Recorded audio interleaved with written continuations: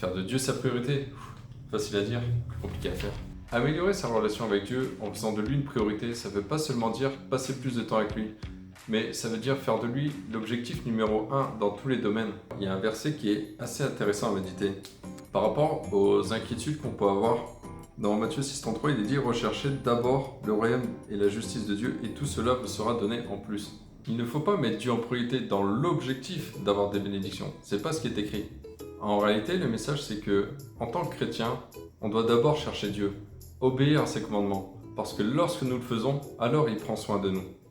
Ça veut dire que si on met Dieu en priorité dans notre vie, dans tous les domaines, Dieu fournit tout le nécessaire, il fournit tout ce dont on a besoin pour vivre. C'est une belle promesse, non? Mais attention, rechercher Dieu, ça s'apprend. On apprend à rechercher sa volonté, on apprend à rechercher son royaume. Dans chaque domaine de notre vie, il faut apprendre à d'abord chercher son intérêt, d'abord à chercher ce qu'il veut lui, ce qu'il veut qu'on fasse et ce qu'il veut qu'on dise. Je vous donne quelques témoignages en exemple. À plusieurs reprises, je me suis retrouvé dans la situation où il fallait que je cherche un travail. Moi, je voulais avoir un travail où je pouvais lui être utile. Donc, j'ai moi-même choisi un domaine de métier et j'ai prié pour qu'il ouvre ou qu'il ferme les portes. Sauf qu'en réalité, peu importe le métier que tu fais, tu peux être un témoin de Christ. Mais un jour, je me suis dit, mais plutôt que faire de cette manière, pourquoi je ne lui demanderais pas d'abord dans quel métier il voudrait m'envoyer? Ma priorité n'est donc plus absolument de chercher le travail que moi je veux faire, mais de chercher un travail que lui il veut que je fasse, parce qu'il sait mieux que moi quel métier me convient le mieux. Et ce simple changement de mentalité dans la recherche d'emploi a un impact sur moi. Premièrement, je ne suis pas lié à un métier. Si jamais le métier au final ne me plaît pas, ou si jamais le métier tarde à venir, et ça aura un impact sur moi et ma relation avec Dieu. J'ai déjà entendu des prières pour que leur CV soit au-dessus de la pile. Mais si c'est pas la volonté de Dieu que tu sois dans cette entreprise, en fait, ça va juste te créer du stress. Quand l'entreprise n'est pas ta priorité, mais la priorité c'est Dieu, l'entreprise en fait, elle peut te refuser. Toi, ça va rien te faire, tu seras toujours en paix. Et j'ai deux témoignages par rapport à l'entretien d'embauche. J'en ai fait un premier où ça s'était super bien passé, j'ai même visité l'entreprise, j'ai bien discuté avec tout le monde, j'avais le profil, etc. Et même eux, ils m'ont dit que je correspondais parfaitement à la personne qu'ils recherchaient. Mais c'était pas l'endroit où Dieu me voulait. Et finalement, l'entretien n'a pas abouti à une candidature. Mais par contre, à contrario, j'étais dans une autre entreprise, j'ai postulé ailleurs. Et je sais pas comment j'ai pu faire mon compte, mais j'ai pas donné le bon CV, c'était pas la bonne date de naissance, il y avait plein de fautes, plein d'erreurs sur mon CV, parce que c'était un CV brouillon, je pense, ou j'en sais rien. Et cet entretien, personnellement, je sais que à ce moment-là, j'ai senti que je l'avais raté, mais complètement raté. J'ai dit n'importe quoi, j'ai fait que des bêtises. Et au final, Dieu me voulait dans cette entreprise. Donc, ma candidature a été retenue. Et ça me fait venir au deuxième rang, parce que si ta priorité, c'est d'abord d'être là où Dieu veut que tu sois, et peu importe ton avenir, peu importe ce qui se passe, que tu sois pris, que tu sois refusé, tu seras en paix.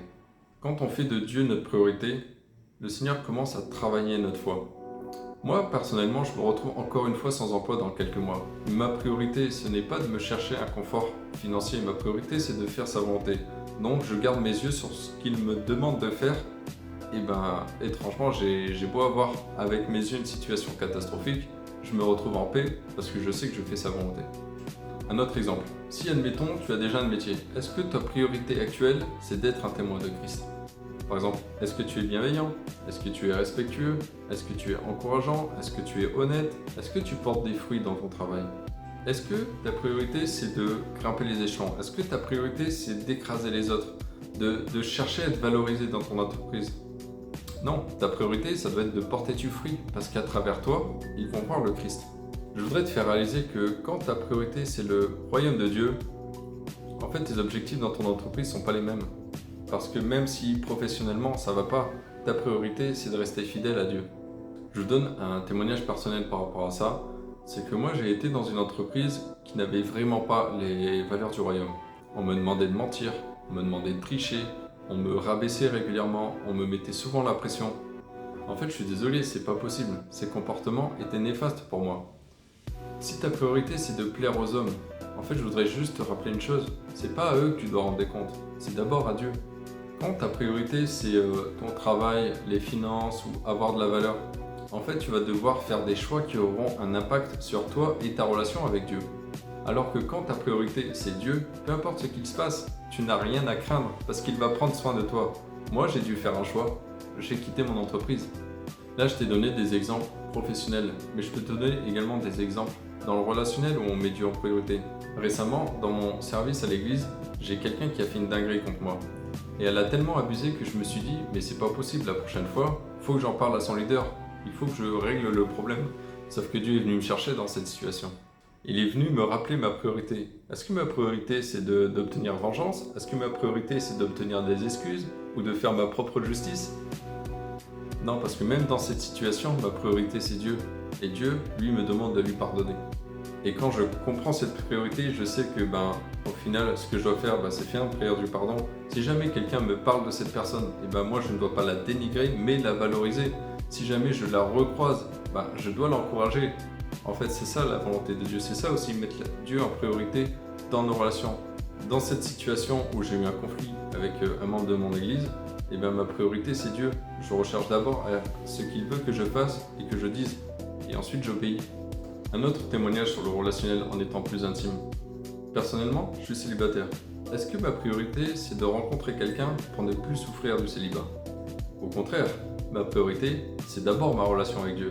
Parce qu'en ayant cette relation avec Dieu, je n'aurais pas la même souffrance que si j'avais mis ma priorité dans la recherche pour quitter le célibat. Et honnêtement, moi aussi j'ai sorti l'excuse à Dieu. Mais tu comprends, si je rencontre quelqu'un, on va s'élever, on va grandir ensemble. Et parfois on oublie à qui on parle et que c'est surtout nous qu'on veut persuader. Parce qu'on est d'accord que si toi aussi tu as cette pensée-là, ta priorité c'est pas Dieu, ta priorité c'est de combler les vides dans ton cœur. Au final, mettre Dieu en priorité dans nos relations intimes ou familiales, ça a un avantage. Parce que peu importe ce qu'il peut se passer dans ta relation, en fait Dieu va te garder et toi tu seras solide grâce à ta relation avec Dieu, grâce à tes fondations. Et ça je le sais parce que moi j'ai fait l'erreur. Certes, ça m'a brisé, mais j'ai appris. Parce que si ta priorité c'est de rencontrer quelqu'un, en fait si ça tarde, ça va avoir un impact émotionnel sur toi. Et ça va aussi impacter ta relation avec Dieu. Depuis que j'apprends à mettre Dieu en priorité dans tous les domaines de ma vie, en fait je vois l'impact que ça a sur moi. Mais je vois aussi la main de Dieu agir sur ma vie. Je vois Dieu prendre soin de moi, je vois Dieu pourvoir à mes besoins. Et en fait je réalise que si je n'avais pas mis Dieu en priorité, en fait jamais je n'aurais pu expérimenter cette facette de lui. Au final, mettre Dieu en priorité, tu peux le faire pour absolument tout, même dans un exercice du quotidien. Par exemple, quand je vais faire les courses, ma priorité c'est pas de faire les courses, ma priorité c'est d'être disponible afin d'être utilisé par lui. Et quand tu as cette priorité, ça devient banal ou par hasard tu commences à parler avec quelqu'un et par hasard tu commences à lui parler de Christ et par hasard tu commences à prier pour lui et par hasard cette personne elle pleure et elle est touchée par le Seigneur. Et là tu te rends compte que quand tu changes de priorité, il se passe des miracles. Je te propose un exercice. À chaque fois que tu sors, essaye de mettre Dieu en priorité. Tu vas peut-être pas le voir tout de suite, l'impact que ça a sur toi. Mais je peux t'assurer qu'en faisant ça, tu vas commencer à travailler ta foi.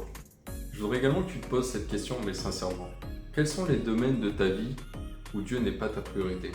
Tu peux également demander à Dieu de te montrer les domaines de ta vie où il n'est pas ta priorité.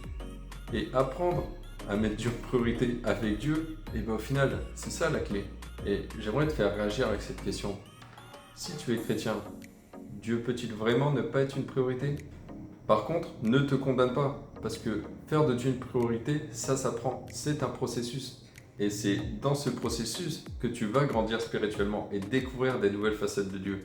Adopte cette mentalité, je peux pas, je suis chrétien, pour apprendre à faire de Dieu une priorité dans tes choix, dans tes décisions, dans tous les domaines de ta vie. Partage-moi en commentaire les domaines où tu n'arrives pas encore à mettre Dieu en priorité. Parce qu'il faut aussi que tu réalises quelque chose, c'est que tu n'es pas seul. Mets un pouce si ça t'a parlé, abonne-toi et si tu as pensé à quelqu'un en regardant cette vidéo, envoie-lui. Et c'était Corentin de Je peux pas, je suis chrétien. À la prochaine, bisous.